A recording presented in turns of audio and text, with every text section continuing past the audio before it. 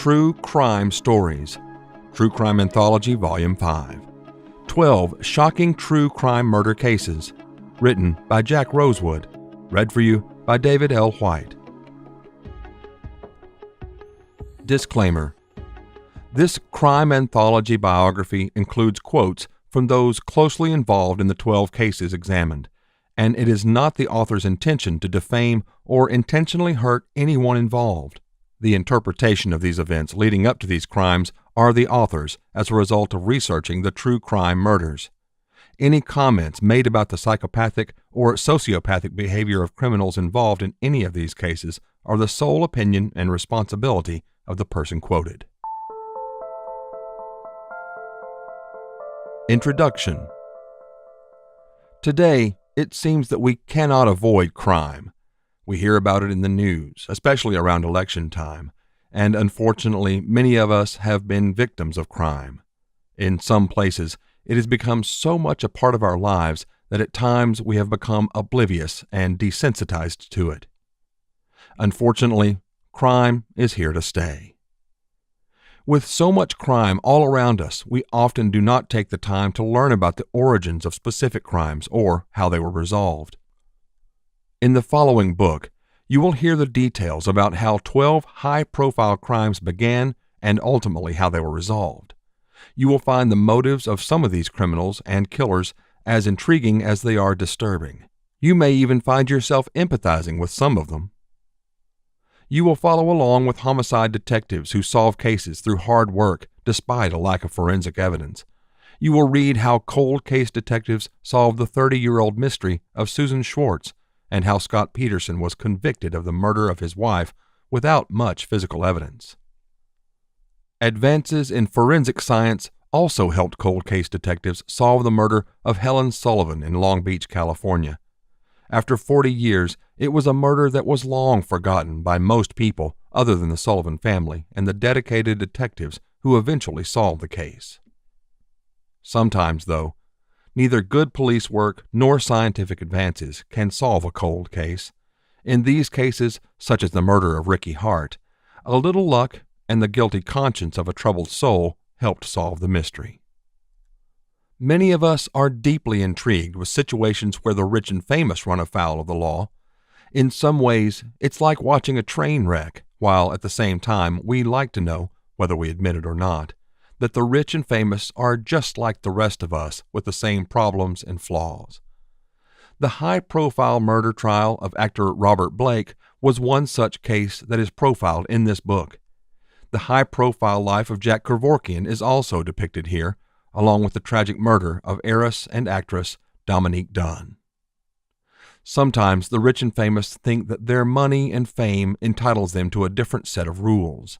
Cases of entitlement leading to murder are rare, but two notable cases are profiled in this book.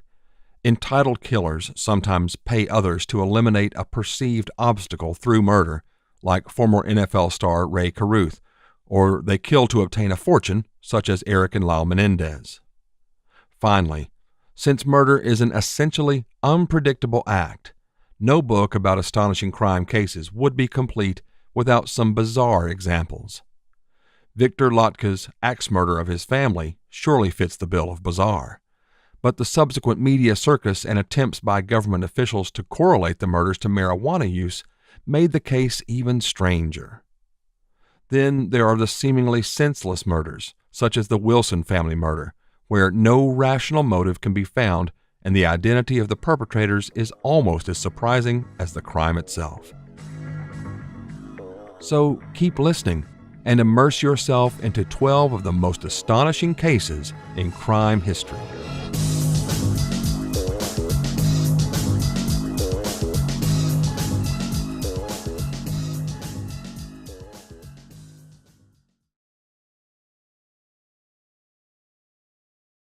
Chapter 1.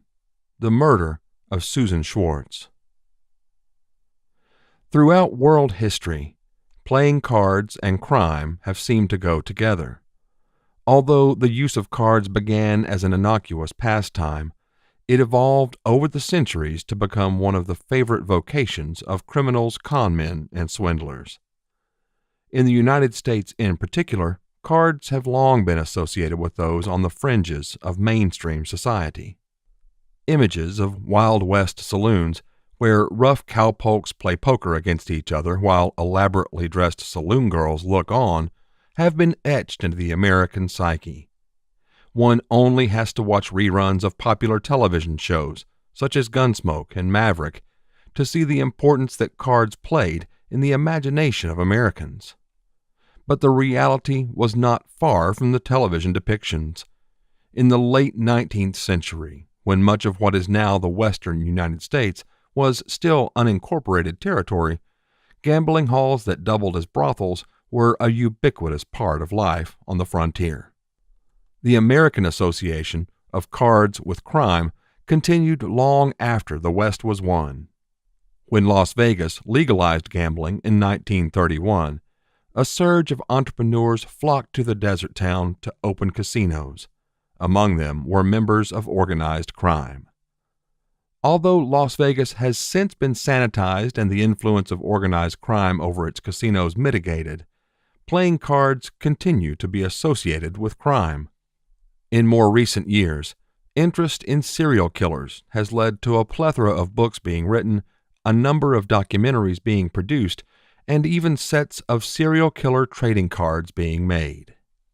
In the early 2000s, the Snohomish County Sheriff's Department in Washington State decided to take advantage of America's connection between crime and cards by producing a set of cold case cards. The Queen of Hearts. Taking a cue from the emerging popularity of serial killer trading cards, the Snohomish County Sheriff's Department decided to initiate a program in 2008 that would place the victims of their unsolved homicide cases onto trading cards. The cards were styled after traditional trading cards, but instead of placing the traditional figures in the middle of the card, Jack, King, Queen, etc., they used a photo of a specific victim of a cold case murder. Susan Schwartz, a 1979 murder victim, was designated the Queen of Hearts on the first edition of the cards.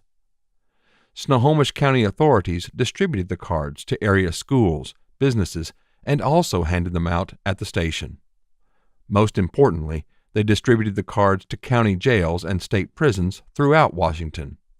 They clung to the hope that an inmate who saw Schwartz's card and was involved in her murder, or had information about her murder, would feel a sense of guilt and go to the authorities. Or perhaps the inmate might be willing to talk in exchange for more privileges behind bars or a reduction of time. Either way, the Snohomish County Sheriff's Department was desperate to solve the case and willing to use any method to capture Schwartz's killer. In 2010, an inmate serving time in the Washington State Department of Corrections saw the card and went to the authorities with an interesting story. The murder. On the afternoon of October 22, 1979, 26-year-old Susan Schwartz was found by her live-in boyfriend, Bill Hassler, shot to death in her Linwood, Washington home. It was quickly revealed that Susan suffered a brutal death. Her hands had been bound, and the autopsy revealed that she had been shot 3 times in the head. Some items were missing from the home, which suggested a possible random burglary gone wrong, but there were other elements of the crime that seemed to contradict the random killer theory. Although some items were missing from the home, other more valuable items were untouched, which led some of the initial investigators to believe that the scene was staged to look like a burglary. Then there was the position of the body. The fact that Susan was bound possibly suggested that she did in fact stumble upon a burglary. But then why did the killer shoot her once she was bound?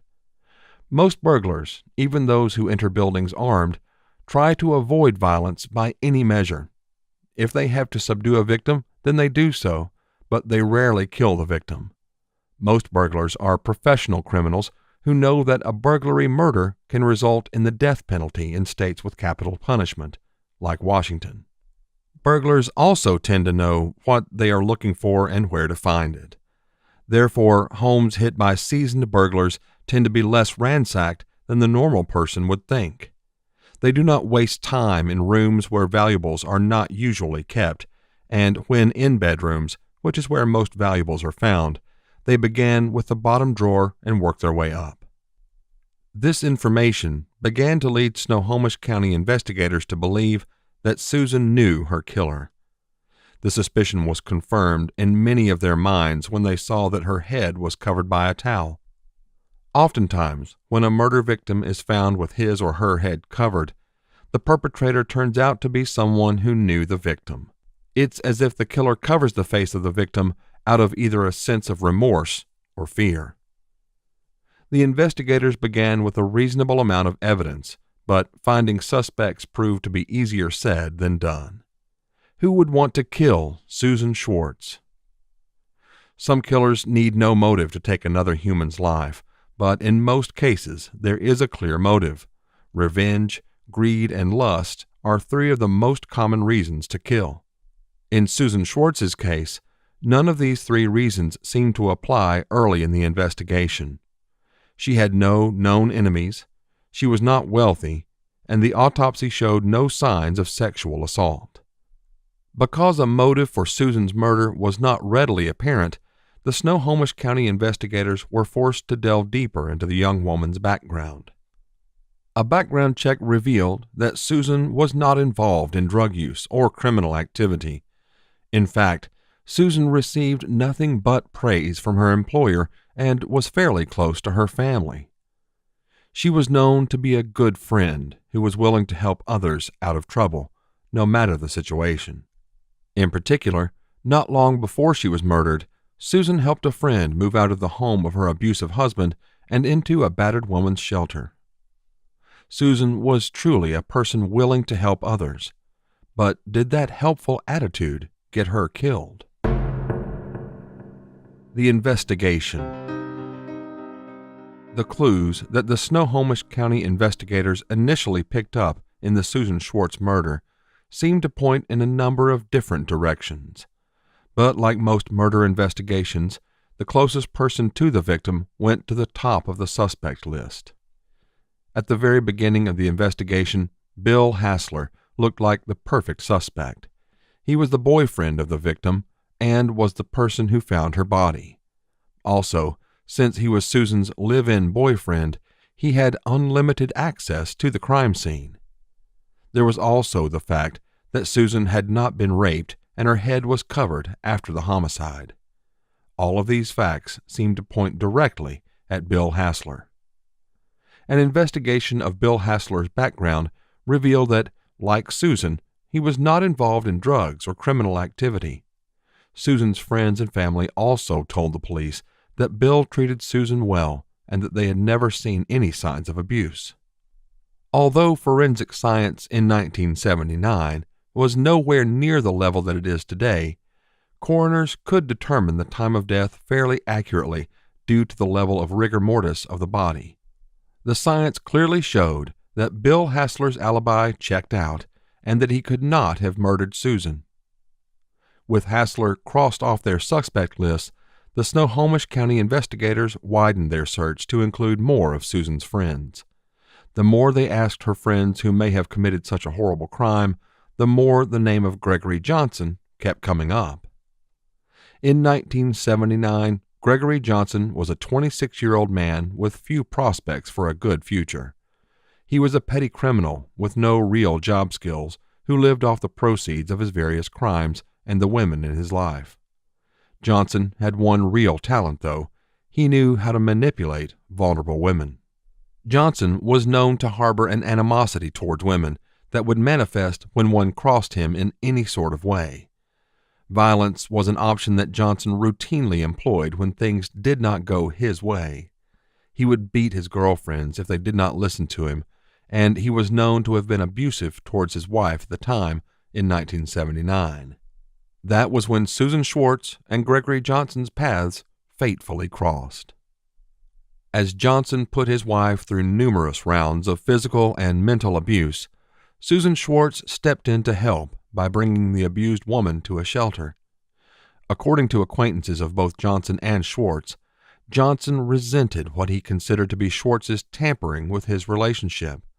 No way would a woman tell Gregory Johnson what to do. When the investigators learned of this development, Johnson went to the top of their suspect list. Although the revelations of Johnson's criminal behavior and the fact that he knew Susan Schwartz were more helpful to investigators, it was not enough to make an arrest.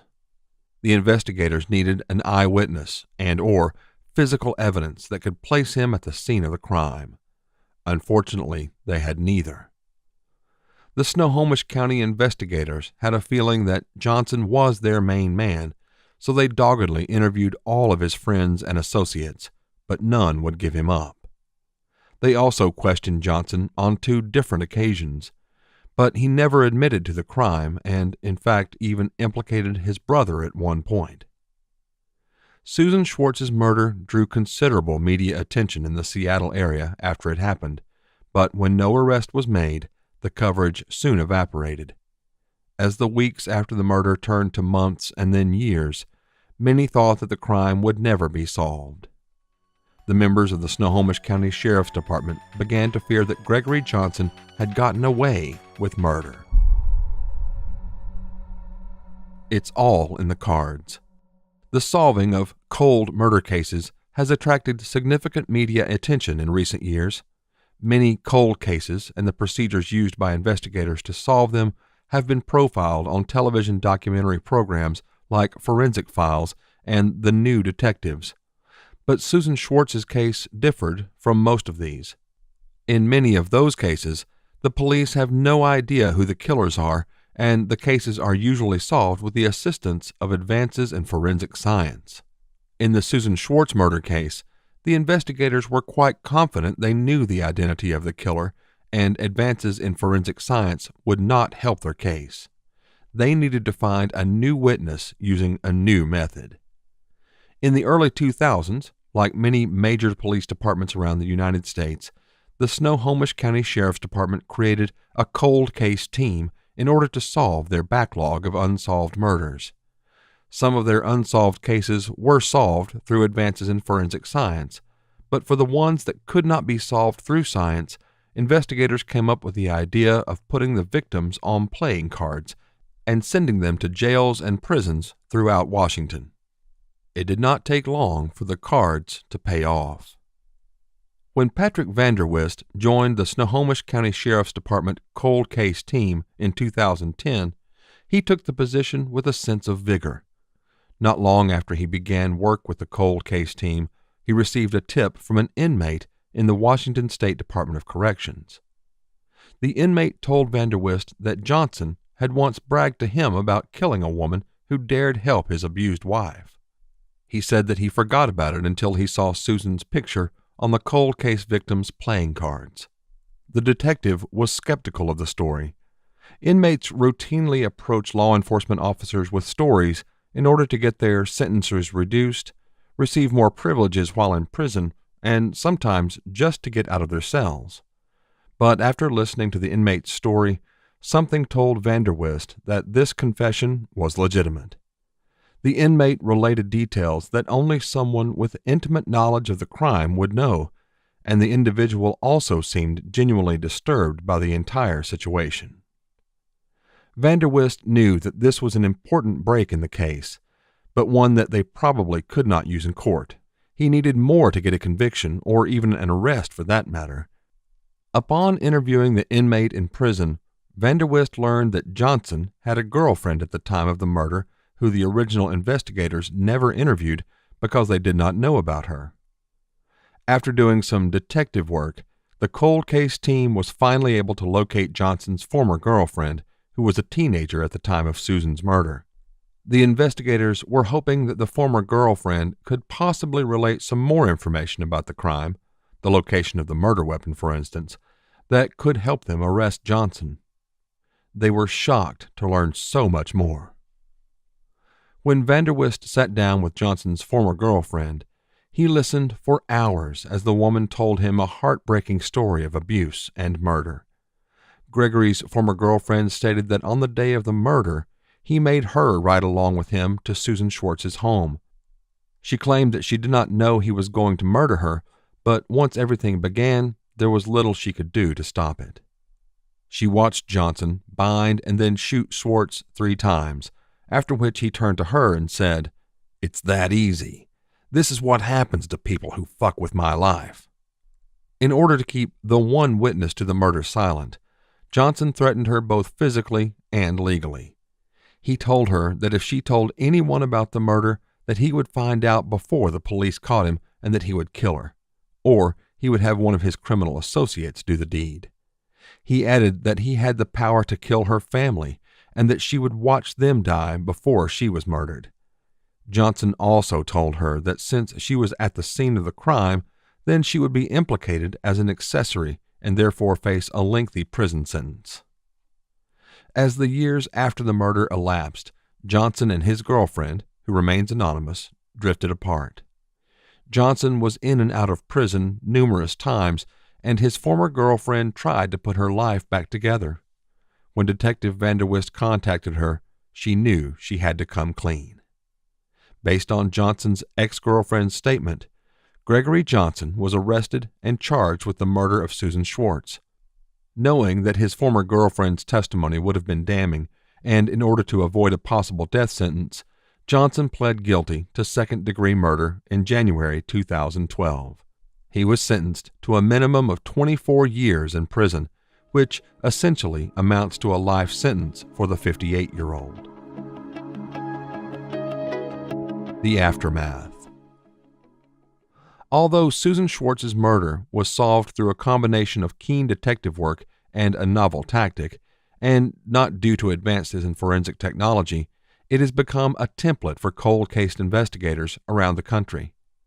Other cold case squads have adopted the playing cards as a technique to help solve cold cases when there is a lack of forensic evidence. The unique status of the case also led to its feature in a 2012 episode of the Investigation Discovery Channel's program, Motives and Murders: Cracking the Case. Besides the professional and popular interest that the solving of the Susan Schwartz case garnered, it helped provide closure for her still living family members. "When she died, I wrapped her memory in blankets and tried to forget it," said Susan's now elderly father, Henry Schwartz. Fortunately for the Schwartz family, Patrick Vanderwist and the Snohomish County Sheriff's Department cold case team did not forget the murder of Susan Schwartz. The cold case team is now working on their next card.